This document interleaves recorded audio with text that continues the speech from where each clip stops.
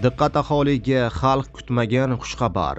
2026-yildan boshlab O'zbekistonda oylik pensiya va nafaqalar kamida 6-7% ga oshirilishi kutilyapti. Barcha fuqarolar ushbu videorolikni o'tkazib yubormasdan yaqinlaringizga ham yuborib, videoni oxirigacha tomosha qiling. Assalomu alaykum, hurmatli tomoshabinlar, tezkor yangiliklardan birinchilardan bo'lib xabardor bo'lishni istasangiz, videorolik ostiga like tugmachasini bosib qo'yishni unutmang. Like bosgan insonning qo'llari Ka'batullohning devorlarini ushlasin. Diqqat qiling, 2026-yildan oylik pensiya va nafaqalarni oshirishga 6 trillion so'm ajratildi. Kelasi yildan aholi real daromadini ko'tarish va davlat xodimlarining ish haqqi, pensiya va nafaqalarini yillik inflyatsiyadan yuqori bo'lib oshirish reja qilingan. Prognozlarga ko'ra, 2026-yildan O'zbekistonda inflyatsiya darajasi 7% atrofida shakllantirilishi kutilmoqda.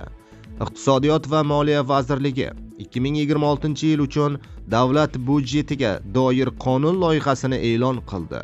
Hujjatda qator iqtisodiy ko'rsatmalar o'rin olgan. Vazirlik mamlakatda davlat xodimlarining ish haqqi 1% ga oshirilsa, budjetdan qo'shimcha 1 trillion 697 milliard so'm ajratilishi kerakligi bildirilgan.